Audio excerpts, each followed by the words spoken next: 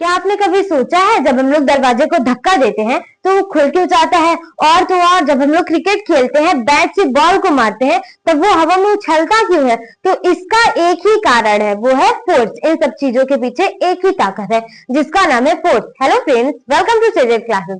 तो कैसे हैं आप सब? आशा करती हूँ स्वस्थ होंगे, मस्त होंगे एंड जबरदस्त होंगे एंड अपनी पढ़ाई पे फोकस कर रहे होंगे। तो आज हम लोग जानने वाले हैं फोर्स के बारे में। तो चलिए जानते हैं फोर्स क्या होता है। इट इज अ एक्शन, ये एक एक्शन है दैट अप्लाइज पुश और पुल टू एन ऑब्जेक्ट। ये किसी भी ऑब्जेक्ट पे पुश या फिर पुल का काम करता है। फोर्स इज अ एक्शन, ये एक एक्शन है जो किसी भी ऑब्जेक्ट पे पुश या फिर पुल का वर्क करता है। तो ये हो गया फोर्स। अब चलिए जानते हैं कि पुश और पुल होता क्या है।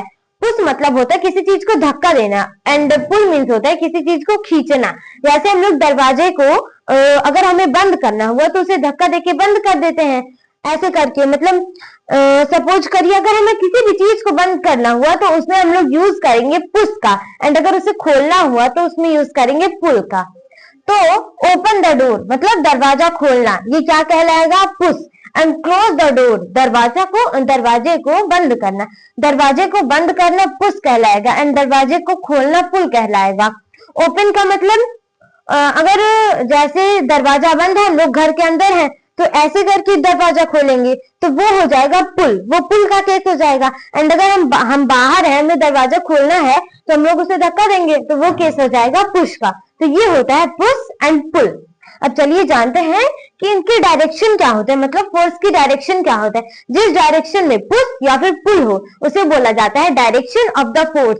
एंड फोर्स में इंटरेक्शन जरूरी होता है टू बॉडीज का, पहला अप्लाइंग फोर्स एंड सेकंड वाला अप्लाइड फोर्स। अप्लाइंग जिसमें हम लोग अप्लाइंग जैसे हम किसी भी अगर हम लोग दरवाजा खोल रहे तो हम अप्लाइंग फोर्स है, एंड जो हम लोग अप्लाइड फोर्स मतलब जिसपे हम लोग अप्लाई कर रहे हैं फोर्स, वो कहलाएगा अप्लाइड फोर्स।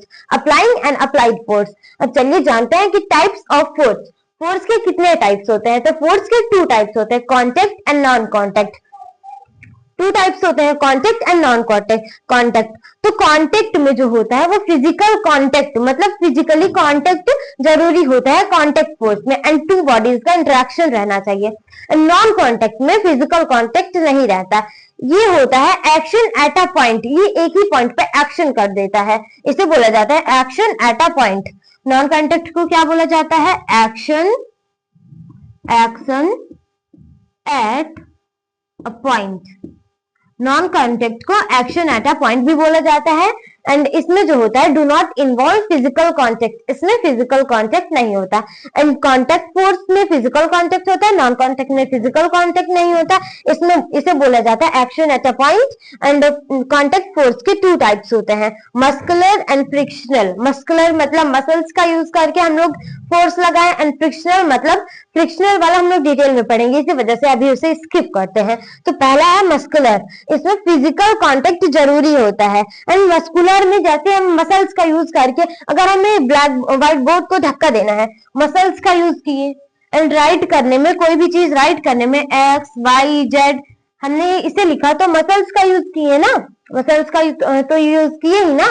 लिखने में किसी चीज को मसल्स का यूज किए। एंड दौड़ने में, जब हम लोग दौड़ते हैं, रनिंग करते हैं, तो उसमें भी हमारे पैर के मसल्स का यूज होता है। लिखने में मसल्स का यूज होता है, दौड़ने में मसल्स का यूज होता है, और बहुत सारी पुश और पुल करने में मसल्स का यूज होता है, हैंड मसल्स का। या फिर हम लोग अगर बॉल को किक करते हैं, अगर पैर से हम लोग बॉल को किक किए तो उसमें भी मसल्स का यूज होता है। तो ये हो गया मस्कुलर फोर्स। एंड सेकंड वाला जो है वो है फ्रिक्शनल फोर्स। फ्रिक्शनल फोर्स मतलब फ्रिक्शन। फ्रिक्शन क्या होता है? It is a force that opposes motion of one body to another. Friction क्या होता है? फ्रिक्शन एक ऐसा फोर्स होता है जो किसी एक बॉडी का मोशन दूसरे बॉडी पे अपोज करता है, इसे अपोजिंग फोर्स भी बोला जाता है। जैसे रोड पे हम लोग साइकिल चलाते हैं तो उसमें भी फ्रिक्शनल फोर्स लगता है। तो फ्रिक्शनल फोर्स के 3 टाइप होते हैं, static friction, sliding friction and rolling friction. Static मतलब एक ही जगह रुके रहना, स्लाइडिंग मतलब स्लाइड करना, एंड रोलिंग मतलब रोल करके जाना। जैसे ये मार्कर है तो मैं इसे अभी चला रही हूँ, ऐसे कर रही हूँ तो ये रोल कर रहा है, जैसे यहाँ पे देखिए ये रोल कर रहा है। एंड स्टैटिक मीन्स हमने जाना कि एक ही जगह पे रेस्ट पे रहता है, स्लाइडिंग मतलब स्लाइड कर जाता है, एंड रोलिंग मतलब रोल करके जाता है। जैसे मार्कर हमारा इसका बेस्ट एग्जांपल हो गया, या फिर ट्रॉली बैग में जो पहिए होते हैं उसका वो भी बेस्ट एग्जांपल हो गया, या फिर साइकिल जो हम लोग चलाते हैं वो भी रोल करते करते जाता है ना, तो वो भी हो गया रोलिंग फ्रिक्शन। तो स्टैटिक मीन्स किसी भी मतलब कोई भी बॉडी रेस्ट पे रहे, स्लाइडिंग मतलब कोई भी स्लाइड कर जाए, एंड रोलिंग मतलब कोई भी बॉडी रोल करे। तो ये हो गया static friction, sliding friction and rolling friction. तो स्टैटिक जो होता है वो बड़ा होता है, सबसे ज्यादा बड़ा होता है स्लाइडिंग से, एंड स्लाइडिंग रोलिंग से। तो ये हो गया एक cycle, static and sliding and rolling friction का एक साइकिल।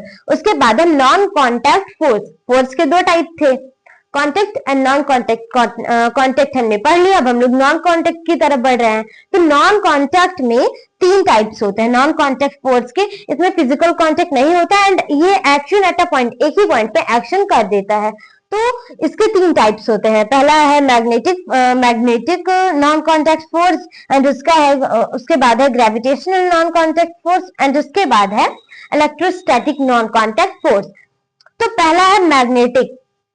ये मैग्नेट का यूज करके वर्क करता है, फोर्स करता है। जैसे अगर हम लोग कोई मैग्नेट ऐसे करके रखे हैं एंड कोई मैग्नेट ऐसे करके रखे हैं, तो ये अपोज करेगा। ये आपने कभी चेक किया है क्या? तो अगर चेक किया हो तो कमेंट बॉक्स में जरूर बताइएगा, क्योंकि ना जैसे साउथ पोल एंड नॉर्थ, मतलब अगर हम लोग इस डायरेक्शन में इसे रखेंगे तो ये अपोज करेगा।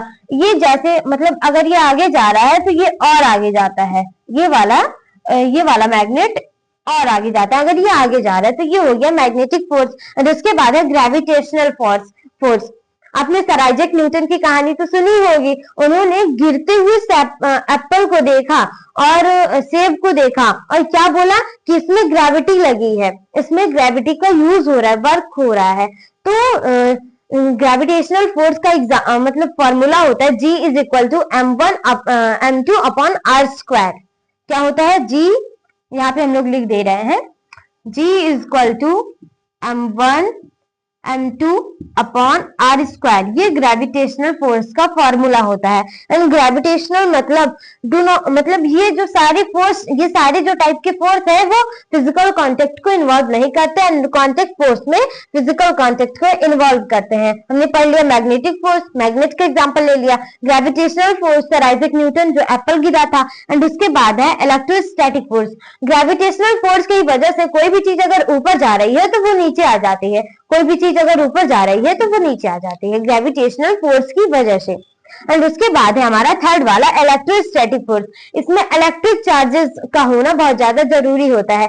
जैसे हम आपको एक एग्जांपल बता दे रहे हैं, जब हम लोग छोटे थे या फिर छोटे बच्चे ऐसा करते हैं, पहले पेपर को फाड़ लेते हैं, उसके जो छोटे छोटे टुकड़े हो जाते हैं, एक पेंसिल रब करते हैं अपने सर में, ऐसे ऐसे रब करेंगे, एंड उसके बाद जो पेंसिल थोड़ा हीट हो जाता है ना, उसे एक पेपर पे चिपकाने की कोशिश करेंगे, वो चिपक भी जाता है। तो वो होता है इलेक्ट्रोस्टैटिक फोर्स की वजह से। तो इसमें क्या होता है, do not involve physical contact. तो आज हम लोग सारे टॉपिक्स जान लिए, अब हम लोग जानने वाले हैं सीजीएस यूनिट ऑफ फोर्स।